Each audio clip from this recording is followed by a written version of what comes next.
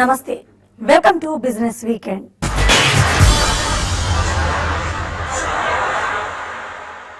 Cement తయారీ సంస్థల్లో ఒకటైన JSW సిమెంట్ లిమిటెడ్ తమ ప్లాంట్ విస్తరణపై దృష్టి పెట్టింది.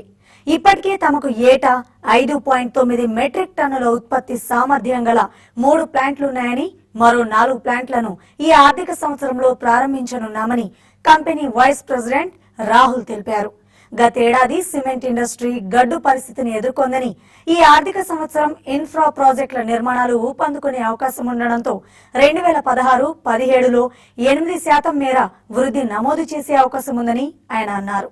Cement industry last year went through a downturn. Most of the companies have not really done well, and that has primarily happened because of the initiatives which were supposed to commence, as far as the infrastructure growth is concerned, but which did not take off. But even in that downturn, JSW Cement has been able to register a growth of about 8%.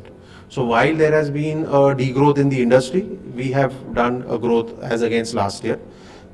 And we are very optimistic that with the initiatives getting now, implemented, which is basically initiatives like smart cities, new highways and national highways getting concretized, new ports, new airports coming in. Andhra as a state is now coming in. So we see a lot of opportunities over here. We feel that the next 2 to 3 years are very bullish as far as the infrastructure growth. Home furniture రంగంలో అగ్రగామి సంస్థ IKEA August నెలలో హైదరాబాద్ లో store ఏర్పాటునకు సిద్ధమవుతోంది. ఏడాదిలోగా store నిర్మాణాన్ని పూర్తి చేయబోతున్నట్లు ప్రకటించింది. ఇప్పటికే హైటెక్ సిటీ ప్రాంతంలో 11 ఎకరాల స్థలాన్ని కొనుగోలు చేసిన ఐకియా ఈ ప్రాజెక్టు కోసం 600 కోట్ల రూపాయలు ఇన్వెస్ట్ చేయనుంది. IKEA ready to assembled furniture రంగంలో తిరుగులేని రారాజు. షూ ర్యాక్ నుంచి ఇంటికి కావాల్సిన మొత్తం సరుకు లభించే ఏకైక స్థావరం. 48 ప్రపంచ దేశాల్లో ఉన్న ఈ కంపెనీ ఇప్పుడు హైదరాబాద్ లో కూడా అడుగు పెట్టబోతోంది. ఐకియా అడుగు పెట్టిన తర్వాత హోమ్ ఫర్నిచరింగ్ సెగ్మెంట్ లో ఎలాంటి మార్పులు రాబోతున్నాయి తెలుసుకునే ప్రయత్నం చేద్దాం. రీటైల్ అసెంబ్ల్డ్ సెగ్మెంట్ లో ఉన్న ఐకియా మరో 2 ఏళ్లలో ముంబై, బెంగళూరులో స్టోర్ల ఏర్పాటుకు సన్నద్ధమవుతోంది. 2025 నాటికి భారత్ లో 25 స్టోర్ల ఏర్పాటే లక్ష్యమని వెల్లడించింది. ఇప్పటికే 40 దేశాల్లో 400కు పైగా స్టోర్లను కలిగిన ఐకియా భారత్ మార్కెట్ పై ఎన్నో ఆశలు పెట్టుకుంది.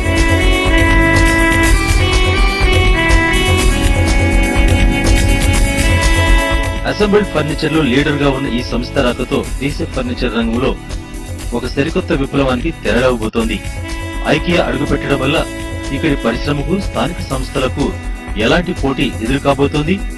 ఎన్ని ఉద్యోగాలు కొత్తగా ఏర్పడబోతున్నాయి? మహిళలకు ఉద్యోగాల్లో 50% తీసుకోవాలని కంపెనీ ఎందుకు అనుకుంటోంది? మీ అభిమాన న్యూస్ ఛానల్ TV5 ఎక్స్క్లూజివ్ గా అందించబోతోంది.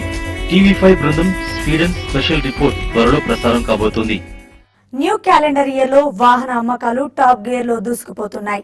మారుతి బలేనో, రెనో క్విడ్ వంటి కొత్త మోడళ్ల రాకతో గత నెలలో కార్ల అమ్మకాలు 1.87% పెరిగాయి. అయితే గ్రామీణ ప్రాంతాల్లో అమ్మకాలు అంతంత మాత్రంగానే ఉండడంతో కార్ల కంపెనీలు రూరల్ మార్కెట్ పై ఫోకస్ పెట్టాయి. గత కొంతకాలంగా రివర్స్ గేర్ లో ఉన్న కార్ల అమ్మకాలు తొలిసారిగా టాప్ గేర్ లోకి టర్న్ తీసుకున్నాయి. కొత్త ఆర్థిక సంవత్సరంలో కార్ సేల్స్ భారీగా పెరగడంతో వాహన తయారీ సంస్థలకు భారీ ఊరట లభించినట్లయింది. దేశీయ అగ్రగామి ఉత్పత్తి సంస్థలైన మారుతి, హుండై, మహీంద్రా అండ్ మహీంద్రా విక్రయాలు 2 అంకెల స్థాయిలో దూసుకుపోయాయి. ద్విచక్ర వాహనాల అమ్మకాలు కూడా ఇదే స్పీడ్ తో దూసుకువెళ్లాయి. కొత్త మోడళ్లు రాక వడ్డీ రేట్లు దిగి రావడంతో వాహన అమ్మకాలు భారీ వృద్ధిని నమోదు చేశాయి. వడ్డీ రేట్లు మరింత తగ్గే అవకాశం ఉండటంతో రాబోయే కాలంలో వాహన రంగం చక్కని వృద్ధిని నమోదు చేసే అవకాశం ఉందని ఇండస్ట్రీ ఎక్స్పర్ట్స్ అంచనా వేస్తున్నారు.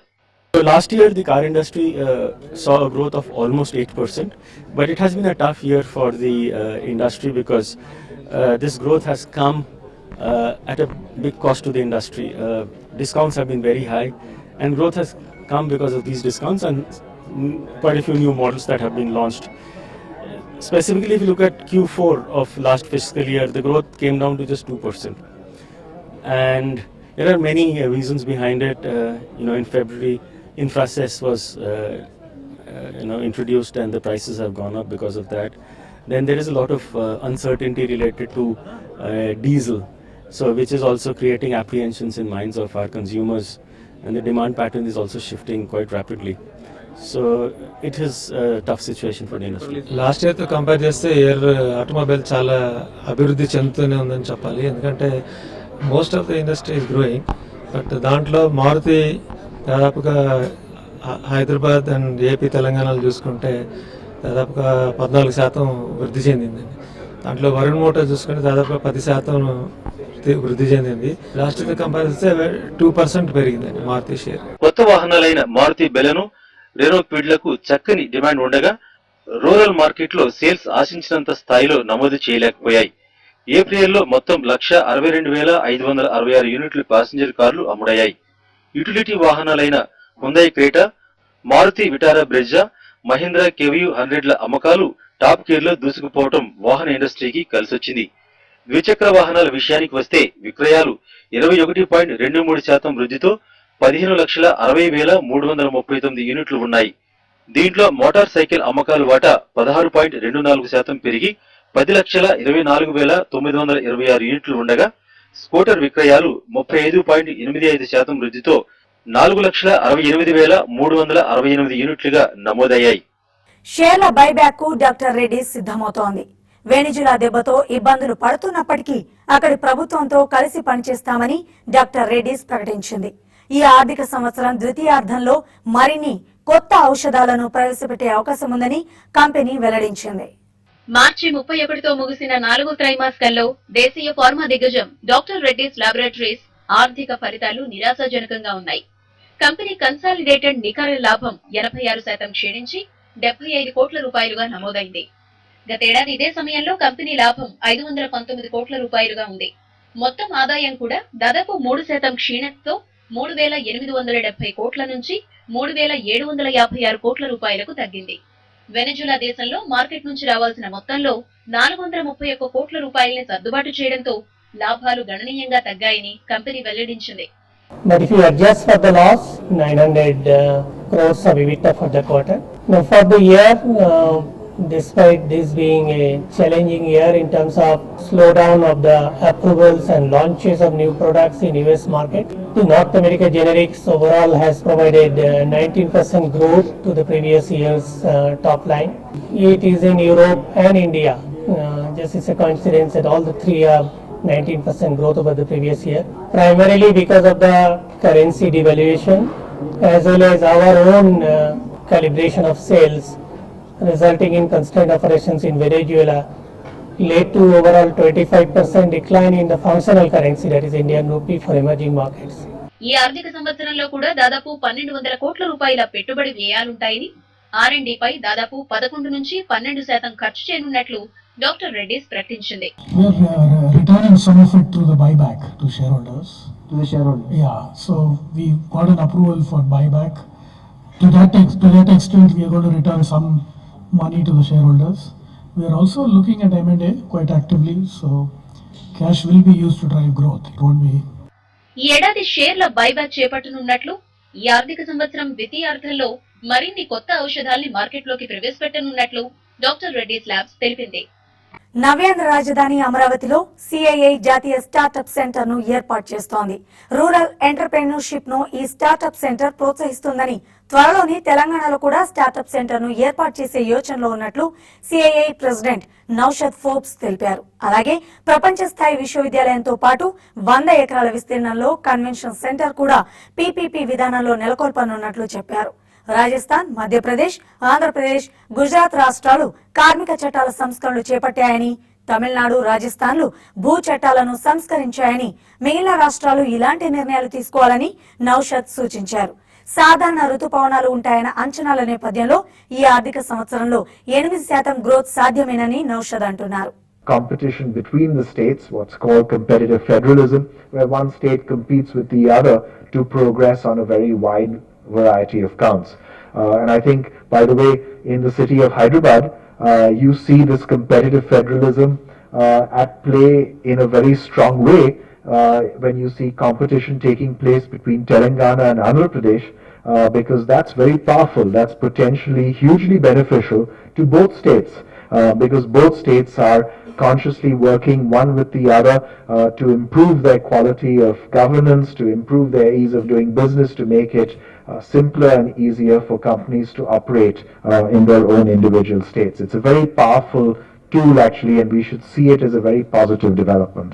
బిజినెస్ వీకెండ్ లో ఇప్పుడు స్మాల్ బ్రేక్ తీసుకుందాం. Stay tune.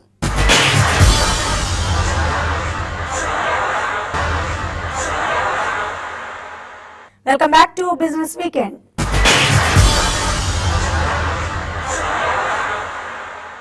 ప్రముఖ వాహన తయారీ కంపెనీ టయోటా కిర్లోస్కర్ మోటార్ ఎట్టకేలకు తన మల్టీపర్పస్ వెహికల్ ఇన్నోవాను అప్డేట్ చేసింది.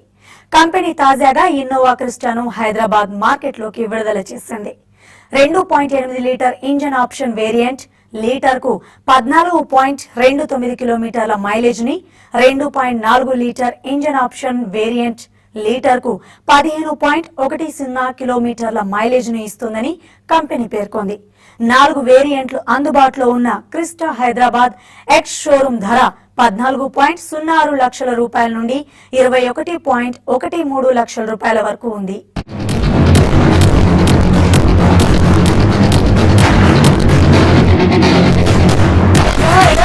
Let's put our hands together for the luxurious, powerful and eco-friendly Innova Crysta. ఈ వారం స్టాక్ మార్కెట్లు లాభాలను నమోదు చేశాయి. వారం మొత్తం మీద సెన్సెక్స్, నిఫ్టీ 1% పైగా లాభపడ్డాయి. నిఫ్టీ ప్రధాన షేర్లలో Zee entertainment 11.3%, Bosch 8.1%, Axis bank 6.3%, Asian paints 6.1%, Yes bank 4.4% లాభపడ్డాయి. Vedanta 5.4%, Punjab national bank 3.8%, BHEL 3.2%, Adani ports 3.1%, Cairn India 2.9% నష్టంతో నిఫ్టీ టాప్ లూజర్స్ గా ఉన్నాయి. ఇక ఈ వారం స్టాక్ మార్కెట్లపై విశ్లేషణ, అలాగే వచ్చే వారం ఏ స్టాక్స్ ను కొనుగోలు చేయాలనే అంశంపై మార్కెట్ అనలిస్ట్ కుటుంబరావు గారి విశ్లేషణను ఇప్పుడు చూద్దాం. గత వారం మార్కెట్స్ ఒడిదుడుకులతో సాగినా కూడా అల్టిమేట్లీ అన్నమాట 1% గెయిన్స్ తోటి లాభపడింది. బీఎస్సీ సెన్సెక్స్ దాదాపు 262 పాయింట్లు, ఇటు ఎన్ఎస్సీ నిఫ్టీ 82 పాయింట్లతో లాభపడింది. సిగ్నిఫికెంట్గా అబ్జర్వ్ చేయాల్సింది ఏంటంటే ఎన్ఎస్సీ నిఫ్టీ తిరిగి 7800 పైన క్లోజ్ అవ్వగలిగింది. అది ఒక్క పాజిటివ్ అని చెప్పేసి మనం ఆలోచించవచ్చు. క్లియర్లీ మార్కెట్ని ప్రభావితం చేసిన అంశాలు చూస్తే కనుక పార్లమెంట్లో సర్ప్రైజింగ్లీ బ్యాంక్రప్సీ బిల్ అనమాట పాస్ అవ్వటం పాజిటివ్ కింద తీసుకోవాలి. అయితే అగస్టా హెలికాప్టర్ ఇటన్నిటిపైన ఎంత నాయిస్ అయినా కూడా అనమాట ఈ బిల్లు పాస్ అవ్వటం కొంచెం ఊరటని ఇచ్చింది మార్కెట్స్కి అని చెప్పేసి అని అనుకోవచ్చు. అయితే క్లియర్లీ డ్రాగ్ చేసిన అంశాల్లో చూస్తే కనుక ఐఐపి తిరిగి వీకెన్ అవ్వటం ఓన్లీ 0.1% అనమాట గ్రోత్ చూపిస్తాం. ఇది ఇన్ఫ్లేషన్ అనమాట, ఎస్పెషల్లీ ఫుడ్ ఇన్ఫ్లేషన్ పెరగటంతో వచ్చే నెలలో వచ్చే ఆర్బీఐ మీటింగ్లో వడ్డీ రేట్లు తగ్గిస్తారా లేదా అనేది కూడా తిరిగి అనుమానాలు వచ్చింది. ఓవరాల్గా గ్లోబల్ క్యూస్ కూడా కొంచెం ఫ్లాట్గా ఉండటంతో మార్కెట్స్ సిగ్నిఫికెంట్ గెయిన్స్ రాకపోయినా సస్టైన్ చేసుకుని మొమెంటం మెయింటైన్ చేసుకోవటమే పాజిటివ్ అని చెప్పేసి అనుకోవాలి. క్లియర్లీ మార్కెట్స్ని వీకెన్ చేసే పాసిబిలిటీ కనిపిస్తుంది అనమాట కొన్ని అంశాలు. అది ఇటు ఎలక్షన్ ట్రెండ్ రిజల్ట్స్ ఏవైతే వస్తాయో అసెంబ్లీ ఎలక్షన్స్ అనమాట వచ్చే వారం, ప్లస్ అదేవిధంగా అనమాట గ్లోబల్ క్యూస్ కూడా తిరిగి కొంచెం నెగిటివ్ అయ్యే పాసిబిలిటీ కనిపిస్తుంది. అదేవిధంగా మన దగ్గర అనమాట ఇన్ఫ్లేషన్ కనుక ఇట్లానే పెరిగితే కనుక ఖచ్చితంగా మార్కెట్స్ కాస్త నెగిటివ్ అవ్వచ్చు. ఓవరాల్గా మాత్రం అన్నిటికంటే ప్రధానమైన అంశం అనమాట మాన్సూన్ గమనం ఎట్లా ఉంటుంది, అర్లీ మాన్సూన్ వచ్చినా కూడా సస్టైన్ అవుతుందా, ఎందుకంటే 2 years డ్రాట్ తర్వాత అనమాట ఈ మాన్సూన్కి ఎప్పుడు లేనంత సిగ్నిఫికెన్స్ ఉందని చెప్పేసి మనం ఆలోచించాలి. ఎందుకంటే ఈసారి మాన్సూన్ ఫెయిల్ అంటూ అయితే కనుక ఎకానమీ బాగా కృంగిపోయే పాసిబిలిటీ కూడా క్లియర్గా కనిపిస్తుంది. కాబట్టి మాన్సూన్ అబ్జర్వ్ చేయమని చెప్పేసి క్లియర్లీ అడ్వైజ్ ఇస్తాం. అదే ఫలితాలు చూస్తే కనుక మిడ్ క్యాప్ కంపెనీస్ చాలా వరకు డీసెంట్ రిజల్ట్స్ ఇవ్వటం చూసాం. అందుకని గత వారం అనమాట మిడ్ క్యాప్ ఇండెక్స్లు కూడా దాదాపు 1.5-2% అనమాట పెరిగి ఇన్ఫ్యాక్ట్ ఫ్రంట్ లైన్ ఇండిసెస్ని అవుట్ పెర్ఫార్మ్ చేసినాయి అని చెప్పి కూడా మనం అబ్జర్వ్ చేయొచ్చు. ఓవరాల్గా మార్కెట్స్లో stock specific, sector specific view తీసుకోమని చెప్పేసి అని అంటాం. అగ్రెసివ్ లాంగ్స్ మాత్రం అట్ కరెంట్ లెవెల్స్ అడ్వైజబుల్ కాదు. Unless with volume action 8000 level cross అవ్వగలిగితేనే నిఫ్టీని అనమాట ఫ్రెష్ పొజిషన్స్ తీసుకోవచ్చు. టిల్ దెన్ ట్రేడింగ్ పొజిషన్స్ తీసుకుని ఎప్పటికప్పుడు అనమాట అలర్ట్గా ఉండి ట్రైలింగ్ స్టాప్ లాస్ పెట్టుకుని ప్రాఫిట్స్ బుక్ చేసుకోమని చెప్పేసి అడ్వైజ్ ఇస్తాం. సెక్టార్స్ వైజ్ చూస్తే కనుక గత వారం క్లియర్లీ బ్యాంక్స్, ఎఫ్ఎంసీజీ లీడ్ చేసినాయి అనమాట మార్కెట్స్ని. ఐటీ స్టాక్స్లో కూడా కొంచెం రికవరీ కనిపించింది.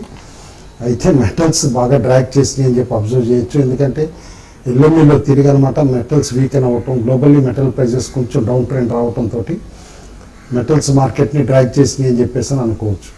ఓవరాల్గా మాత్రం రీసెంట్లీ వచ్చిన సిగ్నిఫికెంట్ గెయిన్స్ తర్వాత మెటల్స్లో వచ్చిన ఈ కరెక్షన్ ఒకటి మోడరేట్గానే ఉంటుందని చెప్పేసి అని అనుకోవచ్చు. కరెంట్ లెవెల్స్ నుంచి అనదర్ 5 to 10% కంటే ఎక్కువ మెటల్స్ పడే పాసిబిలిటీ కనపట్టలేదు. సెక్టార్స్ వైజ్ చూస్తే కనుక ఇప్పుడు పిఎస్యు బ్యాంక్ ఫలితాలు అనమాట తిరిగి వస్తున్నాయి కాబట్టి, అండ్ ఎక్కువ బ్యాంక్స్ అనమాట నష్టాలు చూపిస్తున్నాయి కాబట్టి, వన్స్ పిఎస్యు బ్యాంక్ రిజల్ట్స్ అయిపోయిన తర్వాత బ్యాంక్ స్టాక్స్లో స్టెబిలిటీని అబ్జర్వ్ చేసి బై చేయమని చెప్పేసి అని అంటాను. ఎందుకంటే బ్యాంక్రప్సీ బిల్ అనమాట ఒక విధంగా బ్యాంక్స్కి లాభం అని చెప్పేసి అనుకోవాలి. ఈ టెక్నికల్స్ చూస్తే కనుక కొన్ని stocks buy and decline suggest చేస్తున్నాం. ఆ స్టాక్స్ అనమాట ప్రైవేట్ బ్యాంక్స్ ఉన్నాయి, ICICI bank, Kotak bank, LNT finance, Godrej consumer, tech Mahindra, Infosys, CESC, Arvind mills, Biocon. కొన్ని స్టాక్స్ వీక్గా కనిపిస్తున్నాయి, అవి హయ్యర్ లెవెల్స్లో షార్ట్ చేయమంటాను. బట్ ఓవరాల్గా మొమెంటం ఇంకా కాస్త పాజిటివ్ సైడ్ ఉంది కాబట్టి స్టాప్ లాస్ పెట్టుకునే షార్ట్ చేయాలి.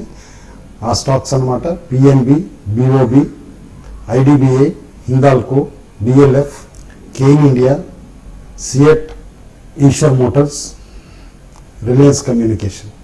ఇటు స్పెసిఫిక్ స్టాక్స్కి వస్తే 2 స్టాక్స్ మెయిన్గా రికమెండ్ చేస్తున్నాం. అందులో ఫస్ట్ స్టాక్ అనమాట Nandan denim limited, second largest player అనమాట డెనిమ్ మ్యానుఫ్యాక్చరింగ్లో. అరవింద్ తర్వాత వీళ్ళే బిగ్గెస్ట్ ప్రొడ్యూసర్స్, ఇన్ఫ్యాక్ట్ వరల్డ్లో కూడా 5th లార్జెస్ట్ ప్రొడ్యూసర్ అనమాట. దాదాపు 27 కంట్రీస్కి పైగా అనమాట ఎక్స్పోర్ట్స్ చేస్తుంది. అండ్ వీళ్ళ కెపాసిటీ ఎక్స్పాన్షన్ తర్వాత అనమాట కంపెనీ ఎక్స్పోర్ట్స్ అనమాట చాలా పెరగటం కూడా మనం అబ్జర్వ్ చేయొచ్చు. అండ్ ఈ కంపెనీ అనమాట స్టడీ గ్రోత్ ఏదైతే అబ్జర్వ్ చేస్తుందో అనమాట దాన్ని కనుక చూస్తే వెరీ నెక్స్ట్ ఫ్యూ ఇయర్స్ అనమాట దాదాపు 18 లెవెల్స్కి రీచ్ అయ్యే పాసిబిలిటీ క్లియర్గా కనిపిస్తుంది. ఎవ్రీ డిక్లైన్లో ఈ స్టాక్ని బై చేయమని చెప్పేసి అంటాను.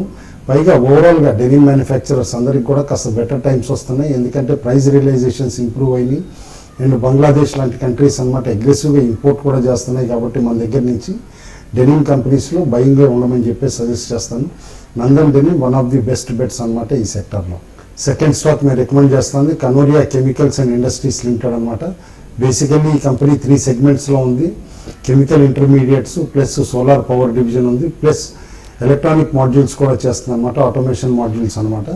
అయితే మెయిన్ కంపెనీ బిజినెస్ అంతా కూడా ఇటు కెమికల్స్లోనే ఉంది. కెమికల్ ఇంటర్మీడియట్స్లో స్పెషల్లీ అనమాట పెంటా ఎరిట్రాల్ లాంటి కెమికల్స్ అనమాట ఈ కంపెనీ తయారు చేసి మంచి మార్కెట్ షేర్ కూడా గెయిన్ చేసుకోగలిగింది. రీసెంట్లీ ఇలా వైజాగ్ ప్లాంట్లో కూడా ఇటు ప్రొడక్టివిటీ బాగా ఇంప్రూవ్ అవడంతో కంపెనీ నెక్స్ట్ ఫ్యూ క్వార్టర్స్లో మంచి రిజల్ట్స్ ఇస్తుందని చెప్పేసి నేను అనుకుంటున్నాను. ప్లస్ ట్యాక్సేషన్ గెయిన్స్ కూడా ఉన్నాయి ఈ కంపెనీకి సోలార్ వలన. కాబట్టి ఈ కంపెనీని ఎవ్రీ డిక్లైన్లో బై చేయమని చెప్పేసి సజెస్ట్ చేస్తున్నాను. అదర్ మిడ్ క్యాప్ స్టాక్స్లో volume and study price action బట్టి అబ్జర్వ్ చేస్తే 3 స్టాక్స్ పైన అనమాట దృష్టి సారించమంటున్నాం. అందులో Coffee Day Enterprises, Repco home finance and Taj GVK hotels. Results పరంగా కూడా అనమాట తాజ్ జీవికే రెప్కో మంచి రిజల్ట్స్ ఇచ్చినాయి.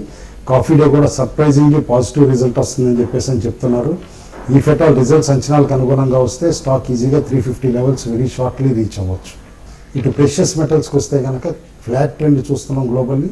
బట్ ఫస్ట్ క్వార్టర్ కంప్లీషన్ తర్వాత చూస్తే గ్లోబల్లీ అనమాట దాదాపు 30 ఇయర్స్లో బెస్ట్ ఫస్ట్ క్వార్టర్ అని చెప్పేసి అని అనుకోవచ్చు అనమాట బంగారానికి. ఓవరాల్గా గ్లోబల్లీ వరల్డ్ గోల్డ్ ఈటీఎఫ్స్లో అనమాట హ్యూజ్ ఇన్ఫ్లోస్ కనిపిస్తున్నాయి. కాబట్టి ఇప్పుడున్న బంగారపు ర్యాలీ కాస్త సస్టైన్ అయ్యే పాసిబిలిటీ కనిపిస్తుంది. మన దగ్గర కూడా న్యూ హైస్ నెక్స్ట్ ఫ్యూ మంత్స్లో వచ్చే పాసిబిలిటీని మనం రూల్ అవుట్ చేయలేం. ఎవ్రీ డిక్లైన్లో ప్రెషియస్ మెటల్స్లో పొజిషన్స్ తీసుకోమని చెప్పి అడ్వైజ్ ఇస్తాను. యాజ్ ఆఫ్ నో షార్ట్స్ అంటే ఎస్పెషల్లీ లార్జ్ షార్ట్స్ అనమాట బిల్డప్ చేయడం అడ్వైజబుల్ కాదు. ఇవి ఈ వారం బిజినెస్ వీకెండ్ విశేషాలు. వచ్చే వారం మరిన్ని బిజినెస్ వార్తలతో మళ్ళీ కలుద్దాం. చూస్తూనే ఉండండి వాస్తవాలకు ప్రతిరూపం TV5.